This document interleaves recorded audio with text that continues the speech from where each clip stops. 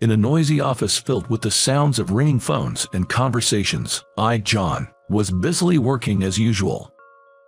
Shoot, the time for the business meeting is getting close. I need to leave as soon as I finish this quote. Yes, don't. I hurriedly clicked the print button on my computer screen and went to collect the printed document from the printer. Then, I quickly took it to my boss, Michelle. Michelle, could you sign the estimate on the quote, please? My female boss, seated at her desk, is named Michelle. She's top in sales performance in the company and was promoted to manager at the young age of 32. Michelle, a graduate from an elite university, is competent and expected to be a candidate for the board of directors. Not only is she intelligent, but she's also beautiful with good looks and has a great figure, though she rarely smiles and is very strict with her subordinates. Especially with me, I feel the cold shoulder more than with other colleagues.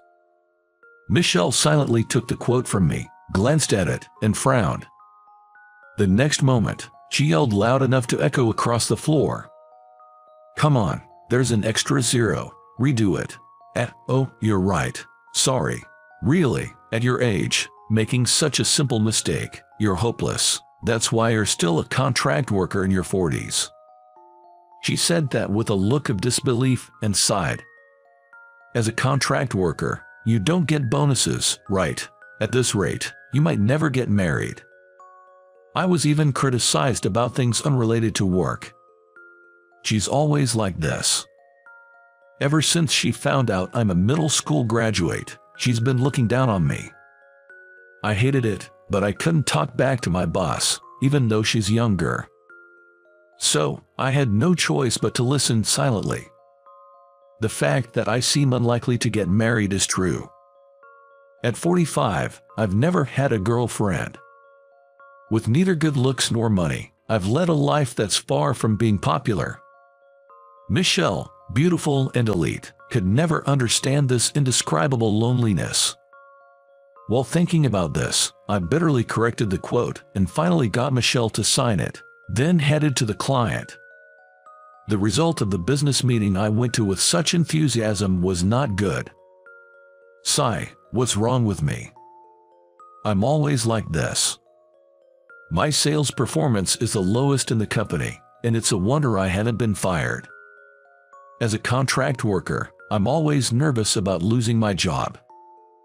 Not being a permanent employee at this age is probably due to my educational background. Maybe I should have pursued a career as a craftsman. I reflect on my life with regret. I could perhaps become a permanent employee at a small business, but working for a small, unstable company seems riskier than being a contract worker at a large corporation. In this world, I'm grateful just to have a job. When I returned to the office from the business meeting, it was already past regular working hours, and most of the employees had left. I went back to my desk and started working on the report for the day. After that, I prepared the quote and materials for tomorrow's meeting and shut down my computer. It was already past 10 p.m. Here I am, late again. As I gathered my things and left the office, the stars were shining in the sky. Today is Friday, the eve of the weekend. I thought about going somewhere to eat and drink alone, as it would just be lonely going home, so I headed to the downtown area. Walking down the street lined with bars and pubs, I passed groups of college students, groups of office workers, and many couples. I'm so envious. I wish I had a partner too. Even with a small salary and being belittled by my boss, just being with a partner would surely be healing. But unfortunately, I don't have such a person in my life. Not even friends to go out drinking with. Sigh. With a heavy sigh, I entered a nearby pub alone.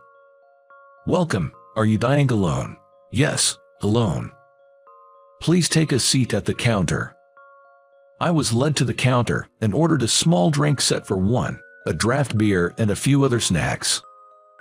Perhaps because it's Friday night, the pub was full of groups of office workers, all chatting and complaining about work. I drank my beer while watching them from the corner of my eye. Drinking alone, with no one to complain about work to, is just boring. After drinking for about an hour, I left the place. Across the street, pink neon lights were shining. I saw a couple walking arm in arm. Feeling envious, I glanced at them and recognized the woman. Isn't that? It was my boss, Michelle. The man with her was probably in his 60s, with gray hair. Could he be Michelle's partner? Such an age difference, I wondered. That's when it happened. Let go of me. Michelle's voice sounded distressed. What's the harm? You're not some young girl. No need to play hard to get. The man was forcibly holding her shoulder, trying to pull her into a nearby store. Stop it, please. She was struggling to shake off his grip. I instinctively approached them and grabbed the man's arm. Stop it. Can't you see she's uncomfortable? Who are you? Mind your own business. The man glared at me. His face was red and he smelled like alcohol. It's my business. I'm her subordinate. A subordinate, huh? A guy your age working under a woman like her, huh? How does it feel being bossed around by a younger woman? The man leaned close to my face, smirking. We're not talking about that right now. Let her go or I'll call the cops. I raised my voice, and people passing by started to gather around, watching from a distance. Noticing them, the man clicked his tongue. Blumph. Just kidding. Who'd take an older woman like you seriously? The man, grumbling in defeat and ignoring his own age, left the scene. Michelle, are you okay? When I asked, Michelle came staggering over, her hand trembling as she tightly grasped the sleeve of my suit. John, thank you, she said in a faint voice.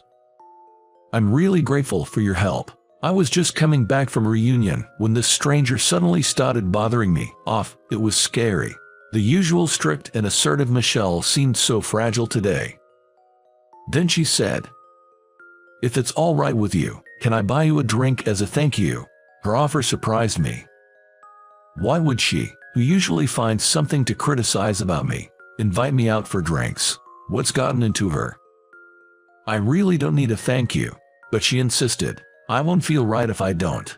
Don't be shy, let's go, and grabbed my arm with both hands, pulling me along. Despite her usual forceful manner, I couldn't help feeling a rush from the sudden closeness. Surely, I couldn't be attracted to such a difficult boss, no matter how beautiful she is. I chided myself inwardly and chuckled at my own thoughts. Then, led by her, I found myself in a small bar. Order whatever you like, she said, and I ordered a bourbon on the rocks. She chose a cocktail. I was just in the mood for more drinks. I feel like I need more alcohol tonight. She smiled slightly, and I asked her, did something happen at the reunion? Nothing major, really. She showed a faintly pained expression, her eyes looking off into the distance.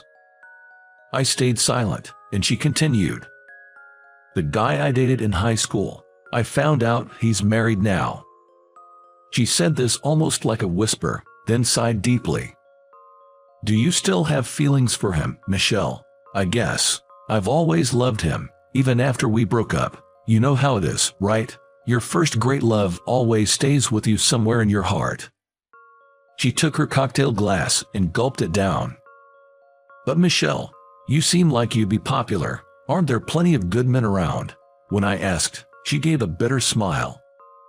Please, it's not like that. There's no way. I don't meet anyone, and even when I do, they all leave soon. Why's that?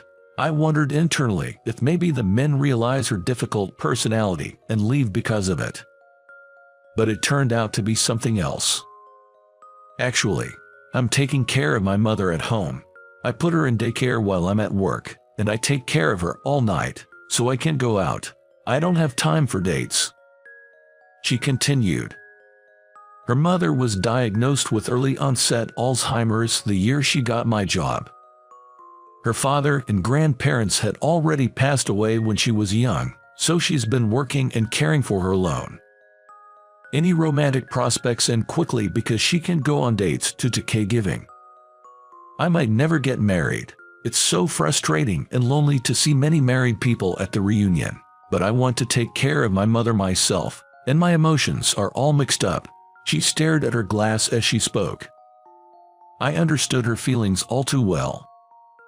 I get it, Michelle. My dad had an accident when I was in middle school and became partially paralyzed. I've been his caregiver ever since. As I said this, Michelle looked up at me, surprised. My mom wasn't around, so after my dad needed care, I had to start working right after middle school. My grandma would take care of him during the day, but I took over on weekends and at night. I couldn't go out, just worked and cared for him for decades, and by the time he passed, I was already over 40, so I never really experienced youth or love. After I finished, Michelle suddenly started crying. What's wrong, Michelle? John, I'm sorry for being so harsh on you until now. Michelle apologized, wiping her eyes with her palm. I've been irritable because of the caregiving stress, and I took it out on you. I hated myself for it but couldn't stop. But hearing your story, I realize I was really wrong. Seeing her tearful, somehow she seemed adorable, and all the resentment I had built up against her disappeared. I understood the strain of caregiving all too well and could empathize with her lack of mental peace. And I had to admit, I am a bit clueless and prone to annoying mistakes. It's okay, Michelle. I gently patted her back. You know, we're kind of in similar situations. If it's okay with you, would you like to drink together again? If you're worried about your mom, I can come to your place. Let's have a drink at home. When I smiled, she looked surprised and then smiled happily. I'd appreciate that. She firmly grasped my extended hand. Michelle, has your mom gone to bed already? Yes, we had dinner together earlier, and she's probably asleep now. Oh, I got some snacks today. Your favorite cheese and crackers. Saying this, Michelle brought out a dish of cheese and crackers. It looks delicious. I found a rare drink at the liquor store today, so I bought it. Oh, that drink. I just saw a feature about it on TV and was thinking about trying it. Ever since the night I helped my manager, I've been occasionally visiting her place with a bottle of alcohol. We've been enjoying drinks together, with me bringing wine or sake, and pairing them with snacks prepared by Michelle. We've become good drinking buddies. Since we started having these home drinking sessions, Michelle has become much more relaxed at work. Well, my mistakes are still the same. Watching her enjoy her drink at the living room table, I thought she looked really cute. Thinking about what drink to bring next, I felt happy spending enjoyable moments with Michelle.